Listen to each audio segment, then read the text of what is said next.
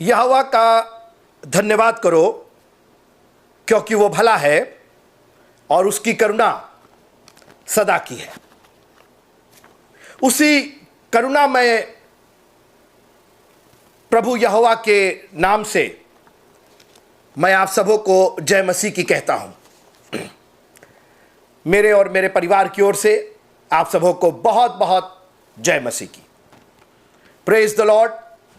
धन्यवाद उसका, उस प्रभु का जिसने मेरे और आपके लिए अपनी जान दी, स्वर्ग से उतर के जमीन पर आ गया, अनुग्रह पर अनुग्रह लेकर के आया। सिर्फ एक बार अनुग्रह नहीं, डबल पोर्शन ऑफ ग्रेस। उसने अनुग्रह पर अनुग्रह दिया।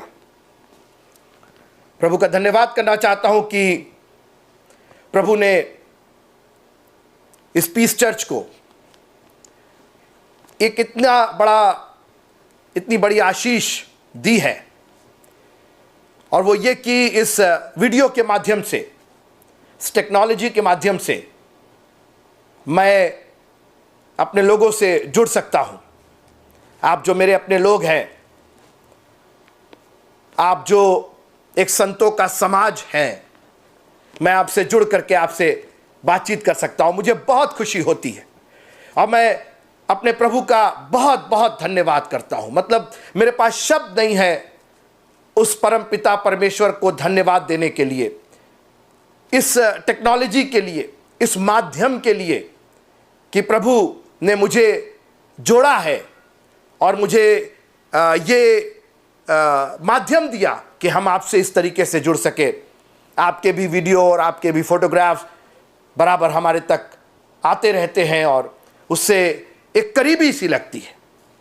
हम शारीरिक रूप से आपसे भले ही दूर हैं, लेकिन यकीन मानिए कि आत्मा में, प्रार्थना में, वचन में हम आपके बिल्कुल पास हैं। और जैसा मैंने बार बार कहा कि इस चर्च का उद्देश्य यही है कि खुदावंद का कलाम बोया जाए, जो बीज के रूप में है वो बोया जाए और लोगों को आगाह किया जाए, लोगों को सचेत किया जाए।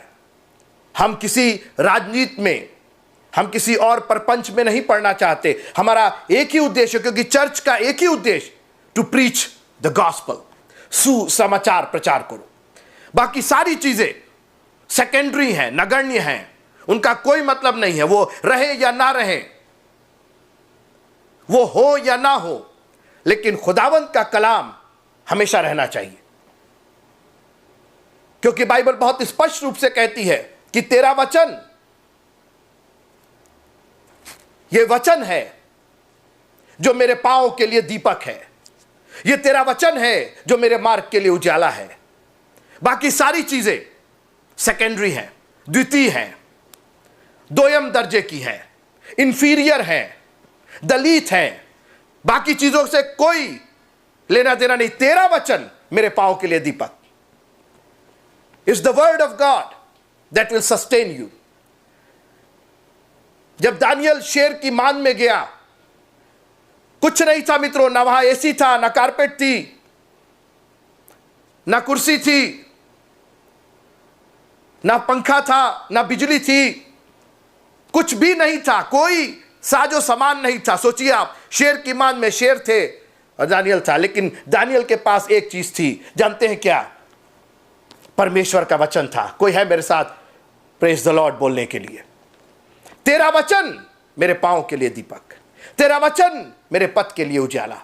मित्रों, दुनिया में हर चीज छोड़ दीजिएगा, खुदावंत का कलाम मत छोड़िएगा।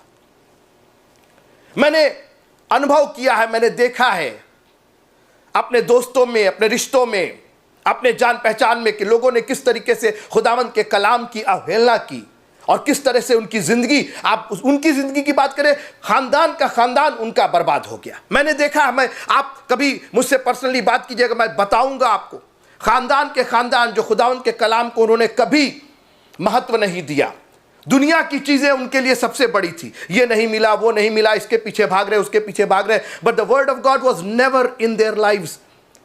उनकी जिंदगी में खुदा के कलाम ने कभी प्राथमिकता नहीं पाई थी। और मैं बार बार इसको इसलिए रिपीट कर रहा हूं कि इसी पर मैं आपसे बात करने जा रहा हूं आज, कि खुदा के कलाम को, खुदा के नियमों को, खुदा की वाचा को कभी हल्की बात मत जानिएगा। आपके खानदान के खानदान बर्बाद हो जाएंगे। आप अपने लिए तो बीज बो ही रहे हैं, आने वाली आपकी जो संतानें हैं वो आपके द्वारा बोई गई बीज का, उससे या तो लाभ पाएंगी और या तो हानि पाएंगी। Thank you Jesus, hallelujah.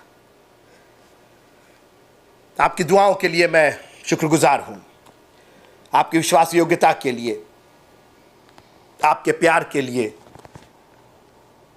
आपके आदर और इज्जत के लिए जो आपने हमें दिया है। हम दिल से आपके शुक्रगुजार हैं।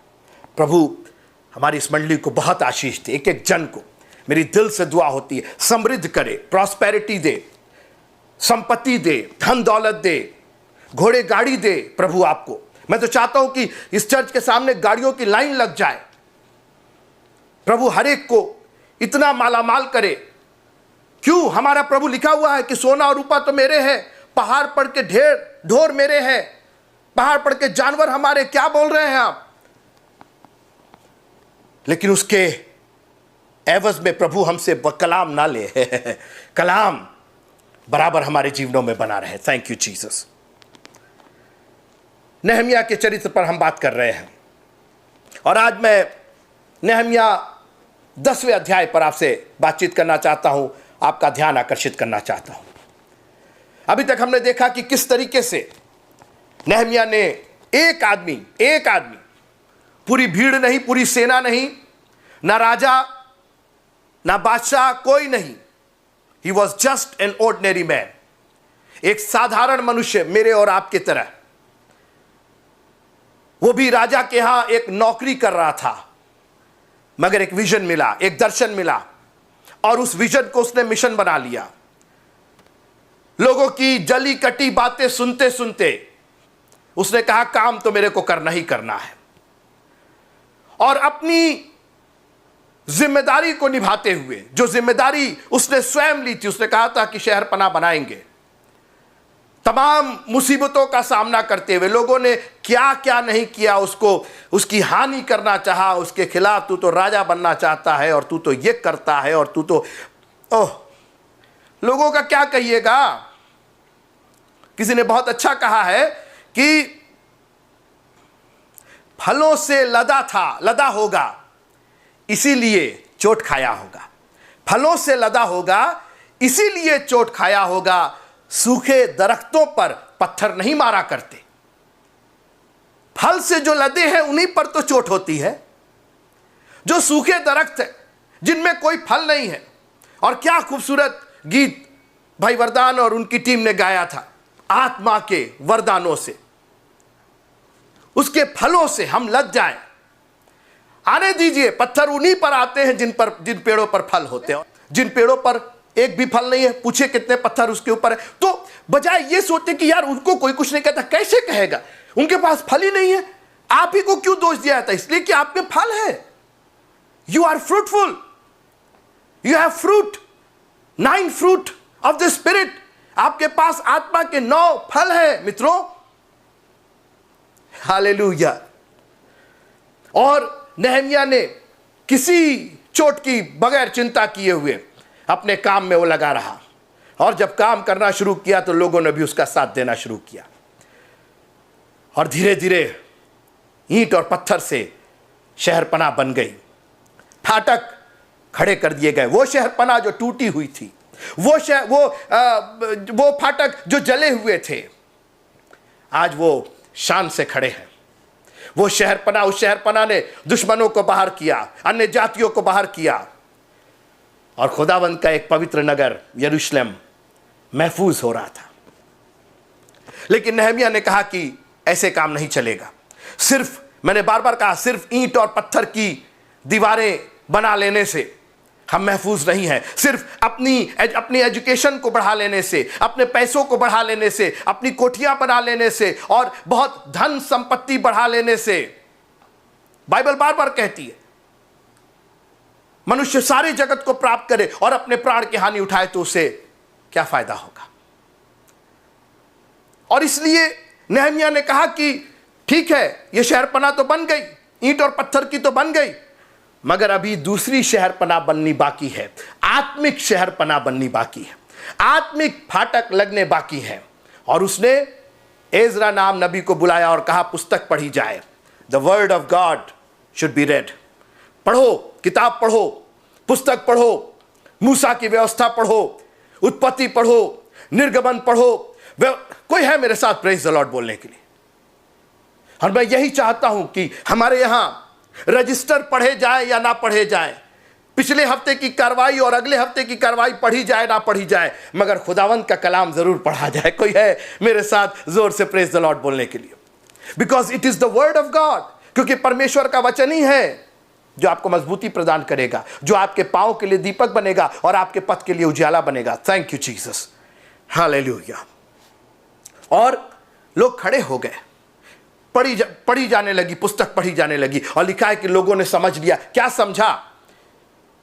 लोग कहते बहुत अच्छा मैसेज दिया पाजी साहब ने, बिशप साहब ने खूब अच्छा मैसेज दिया। मत कहिए ऐसा जब तक आप उसको समझ ना ले। अब समझने का क्या मतलब? समझने का मतलब ये कि not only in the years, केवल कानों में नहीं समझना है, बल्कि अपनी चाल चलन में, अपने जीवन में, अपने रोज के जीवन में, अपनी दिनचर्या में उस वचन को ढालना है। क्योंकि तेरा वचन मेरे पांव के लिए दीपक, मेरे कान के लिए नहीं, मेरी आंख के लिए नहीं, मेरे पांव के लिए दीपक। जहां मैं चल रहा हूं खुदावंद, मैं तेरे वचन के प्रकाश में चल रहा हूं, मैं तेरे वचन के द्वारा अगुवाई में चल रहा हूं। जब तेरा वचन कहता है कि ये करना है तो वो करता हूं, जब तेरा वचन कहता है नहीं करना है तो नहीं करता हूं। That's what the word of God is.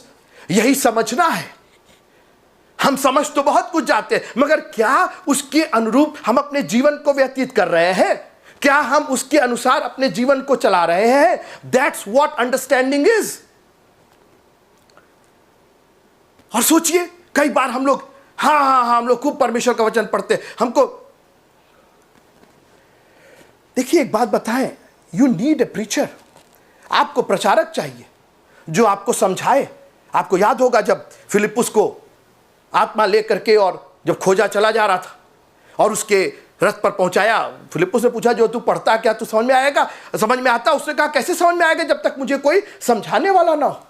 And that's why, इसीलिए हम आपसे बेग करते हैं, आपसे हम हाथ जोड़ के निवेदन करते हैं, प्लीज चर्च मत छोड़िए, परमेश्वर का भवन मत छोड़िए। यहां पर आपको समझाया जाएगा और आप समझ जाएंगे। अगर दिल और जान लगा करके आप प्रभु का संदेश सुनेंगे तो आप समझ जाएंगे, और वही समझना आपकी जिंदगी में, आपके हरकतों में, आपके दिनचर्या में, आपके चरित्र में परिवर्तित हो जाएगा। Thank you Jesus, hallelujah. और अब देखिए, परिवर्तन देखिए, परिवर्तन देखिए। शहरपनाह जो बाहर की शहरपनाह थी, अब किस तरीके से अंदर की शहरपनाह बन रही है। ये स्पिरिचुअल शहरपनाह काश की पीस चर्च के एक एक जन के जीवन में हो जाती। Thank you Jesus. सुनिएगा नहम्याह की पुस्तक, उसका 10वां अध्याय और उसकी 28वीं आयत से। शेष लोग, उसके पहले काफी एक लंबी चौड़ी लिस्ट दी हुई है लोगों के नामों की। शेष लोग अर्थात याजक, लेवी, द्वारपाल, गवैये और न 3 लोग, नहम्याह 10 उसका 28 से मैं पढ़ रहा हूं, निदान जितने परमेश्वर की व्यवस्था मानने के लिए देश देश के लोगों से अलग हुए थे, उन सबों ने अपनी स्त्रियों और उन बेटे बेटियों समेत जो समझने वाले थे, जिनको दिल था, जिनको लगन थी परमेश्वर के वचन पर चलने की, बेटे बेटियां, स्त्रियां, द होल हाउस होल्ड, पूरा परिवार। आप अकेले क्यों आ रहे हैं? क्या है आपका परिवार? क्यों नहीं आप दुआ करते? घुटने के बल जाकर के दुआ कीजिए, खुदावंद उनको लेकर के आएगा, उनको मांगिए। Thank you Jesus, hallelujah. अपने भाई रईसों से मिलकर शपथ खाई कि हम परमेश्वर की उस व्यवस्था पर चलेंगे। शपथ ये नहीं खाई कि चर्च का जो अकीदे हैं और जो फलाने बिशप साहब ने बनाया है और फलाने उसने बनाया, छोड़ दीजिए बिशप साहब के अकीदे, मत मानिए, दैट्स ऑल राइट, लेकिन परमेश्वर की व्यवस्था से अलहदा मत होइएगा। खुदावंद की जो आज्ञा है उससे अलग मत होइएगा। सुनिएगा कि हम परमेश्वर की उस व्यवस्था पर चलेंगे जो उसके दास मूसा के द्वारा दी गई थी। क्या दी गई थी आपको मालूम है? निर्गमन 20 में जो 10 हुक्म दिए गए थे वो आज भी कायम है। अगर नेहमिया जो कई 100 साल के बाद मूसा की पुस्तक को पढ़ के, और वहां के लोग कहते हैं कि मूसा की व्यवस्था को जो परमेश्वर ने मूसा के द्वारा दी थी हम मानेंगे, तो आज भी वो व्यवस्था चल रही है। और याद रखिएगा, दुनिया की जितनी सरकारें हैं 10 हुक्म पर ही चलती है। ये 10 हुक्म दुनिया के हर एक शासन के लिए एक यूं समझिए बेस है। इन्हीं पर आधारित शासन हो सकता है। जब ये 10 हुक्म हमारे जीवनों में आ जाते हैं, हमारे जीवन परमेश्वर की आशीष से भर जाते हैं। Thank you Jesus. उसके दास मूसा के द्वारा दी गई है और अपने प्रभु यहोवा की सब आज्ञाएं, एक नहीं, दो नहीं, तीन नहीं, सब आज्ञाएं। Oh thank you Jesus. नियम और विधियां मानने में हम लेट लतीफ होंगे, ऐसा नहीं लिखा मित्रों, लिखा है हम चौकसी करेंगे। कभी आपने चौकसी की है, जिसको रखवाली कहा जाता है या चौकीदारी कहा जाता है? कभी ट्रेन स्टेशन जाइए और आपको ट्रेन पकड़ना हो, आप चौकसी करते, हर 2 मिनट पर घड़ी घड़ी घड़ी घड़ी, अभी तक आए नहीं, आए नहीं, आए नहीं, आए नहीं। वो है चौकसी। यहां तो 1 वर्शिप चली गई, 2 वर्शिप चली गई, जवानों ने गीत गा लिया, स्पेशल गीत हो गया, पता ही नहीं है। चौकसी कर रहे हैं आप परमेश्वर के भवन आने की चौकसी कर रहे हैं। और मैं अभी आपको परमेश्वर के भवन की बात बताना चाह रहा हूं, आप घबराइए नहीं। इन्होंने कहा कि हम चौकसी करेंगे, वी विल मेक श्योर कि हम वो नियम मान रहे हैं। हमारे बेटे बेटियां, हमारी स्त्रियां, हमारा परिवार उन नियमों को, जो व्यवस्था मूसा ने दी थी, जो 10 हुक्म दिए थे, हम उसकी चौकसी करेंगे, हम उसको गार्ड करेंगे, हम देखेंगे कि वो काम हो रहा है कि नहीं हो रहा है। और सुनिए, और हम ना तो अपनी बेटियां इस देश के लोगों के ब्याह देंगे। वाह, चौकसी देखिए, तय कर लिया उन्होंने, नियम बना लिया। बोले हमारी बेटियां गैर मसीहियों में नहीं जाएंगी, अन्य जातियों में नहीं जाएंगी, और ना अपने बेटों के लिए उनकी बेटियां ब्याह लेंगे। आपने देखा, बोले ये मिक्स मैच नहीं चलेगा, ये असमान जुए में जुतना नहीं चलेगा। हम अपने ही बिरादर खोजेंगे, अपने ही विश्वास वाले खोजेंगे, वो जो खुदा की व्यवस्था पर चलता। असमान जुआ मित्रों, असमानता आपको कहीं नहीं आगे ले जाएगी। Thank you Jesus. और आगे सुनिए, और जब इस देश के लोग विश्राम दिन संडे को अन्न व और बिकाऊ वस्तुएं बेचने को ले आएंगे, तब हम उनमें से तो विश्राम दिन को ना किसी पवित्र दिन को कुछ लेंगे, और 7वें वर्ष में भूमि पड़ी रहने देंगे। आपने सुना, विश्राम दिन के लिए उन्होंने क्या बढ़िया नियम बना रखा। बोला जब इस देश के लोग आएंगे बेचने खरीदने के लिए, हम छुएंगे नहीं उसको। और यहां तो चर्च के बाद निकलते कहां चला जाए, कौन वाली चला जाए, कौन वाली देखा जाए, जाते साथ कुछ नियम बनाइए ना संडे का। Thank you Jesus. यहां तो चर्च से निकले नहीं, घर पहुंचे नहीं कि तुरंत ऑन। अरे एक नियम बना दिए कि नहीं, संडे को शाम तक टीवी नहीं खुलेगी तो नहीं खुलेगी, आने दीजिए जो भी आ रहा है। हमने अपने घर में नियम बना रखा, कोई भी आ जाए, कहीं का भी आ जाए, कितना भी बड़ा न्यूज हुआ करे, हमारे प्रभु से बढ़ करके सुसमाचार। हमें तो सुसमाचार मिला, हम समाचार जान के क्या करेंगे। कोई है मेरे साथ प्रेज द लॉर्ड बोलने के लिए? मेक श्योर एक नियम बनाइए कि संडे है, संडे को विश्राम दिन के लिए मानने के लिए आप करके देखिए ईश्वर कैसे आपको ब्लेस करता है, कैसे आशीष देता है। और मित्रों उसके बाद आप पढ़िएगा, मैं बहुत समय नहीं लेना चाहता हूं, 32वीं आयत से लेकर के, और अभी आपने पढ़ा भी होगा, 32वीं आयत से लेकर के 39वीं आयत तक 9 जगह पर, 9 जगह, 9 प्लेसेस, परमेश्वर का भवन, परमेश्वर का भवन, परमेश्वर का भवन, परमेश्वर के भवन में ये लेके आएंगे। यहां तक कि अपना पहला गूथा हुआ आटा, मॉर्निंग में जो आटा गूथा जाए वो भी परमेश्वर के भवन में जाएगा।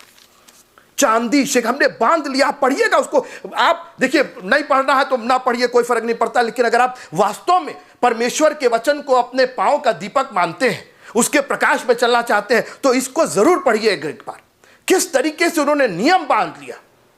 और मित्रों, आगे जाकर के आप देखिएगा इतनी बरकत, इतनी आशीष है।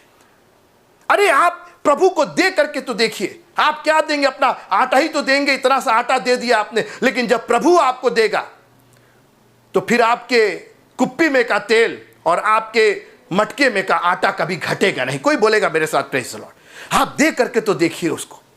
और परमेश्वर का भवन, परमेश्वर का भवन, पूरा अध्याय पटा पड़ा हुआ, भरा हुआ है। परमेश्वर के भवन में ये करेंगे, परमेश्वर के भवन में वो करेंगे।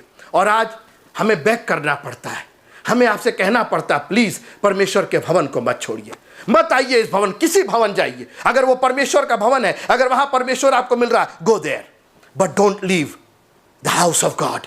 परमेश्वर का भवन मत छोड़िए। मित्रों, हमारा खुदावंद एक महापराक्रमी परमेश्वर है और वो चाहता है कि उसके नियम माने जाएं। उसने नियम बनाए हैं उसकी अवहेलना करने के लिए नहीं, उसका तिरस्कार करने के लिए नहीं।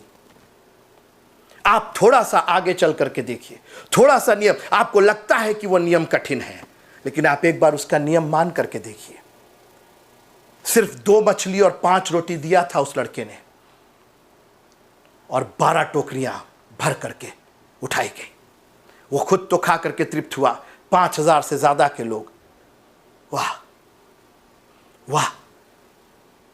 देखिए, प्रभु कहता है कि तुम्हारे हाथ में जो है वो मुझको दो, तो मेरे हाथ में जो है वो मैं तुमको दूंगा। आप बहुत हल्का ले रहे हैं इसको, मुझे मालूम है। आप नहीं, कोई पहले जोर से बोलिए प्रेज़ द लॉर्ड। आपने इस बात को बहुत हल्का ले लिया। मैंने कहा कि प्रभु कहता है कि तुम्हारे हाथ में जो है वो मुझे दो, तो मेरे हाथ में जो है वो मैं तुमको दूंगा। इतने हल्के से आपने ले लिया इसको। अरे जब प्रभु अपनी मुट्ठी खोलेगा ना, जब प्रभु अपने हाथ से देगा ना, आपने क्या दिया आपका तो अब छोड़ दीजिए, छोड़ दीजिए, आप बात छोड़ दीजिए। प्रभु को दे करके देखिए, प्रभु के भवन में दे करके देखिए, अपने आप को समर्पित करके देखिए। मित्रों, इतनी आशीषें देगा प्रभु कि समाने की जगह नहीं होगी। खुदावंद आप सबको बड़ी आशीष दे। मेरे और मेरे परिवार के लिए प्रार्थना करते रहिएगा। नहम्याह की इस पुस्तक को कई बार पढ़िएगा। और मैंने कहा कि हमारा प्रचार कम हो, आपका अध्ययन ज़्यादा हो। अपने घर में ऊंची आवाज़ से पढ़िएगा, कई बार पढ़िएगा। इतनी मैं कह रहा हूँ, स्पिरिचुअल आपको इतनी आशीष मिलेगी। ये बीज है, आप बोइए तो इसको आप देखिए। आप कह रहे क्या हो रहा, पढ़ रहे, कोई फर्क नहीं, आप पढ़ के तो देखिए, आप उसको उस पर थोड़ा मनन करके तो देखिए। You will be blessed in your life beyond measure. आपकी सोचने से ज्यादा खुदावंद आपको बरकत देगा। हम लोग की देखने की शक्ति बहुत सीमित है, लेकिन मैं चाहता हूं कि आप विश्वास की आंखों से देखें, परमेश्वर के वचन की दूरबीन से आप देखें, आपको आती हुई आशीषें दिखाई देंगी। खुदावंद आप सबको बड़ी आशीष दे। प्रभु में बने रहिएगा, परमेश्वर के भवन को मत छोड़िएगा, उसके भवन को प्राथमिकता दीजिएगा। पहला गूथा हुआ आटा परमेश्वर के भवन में, शेकेल आपका 10वां अंश, आपका टाइम, सप्ताह का पहला दिन रविवार चर्च में बीत जाए, पहले प्रभु को दे दिया जाए और बाद में सारी वस्तुएं आप में जोड़ दी जाएंगे। God bless you all. प्रभु आप सबको बहुत आशीष दे।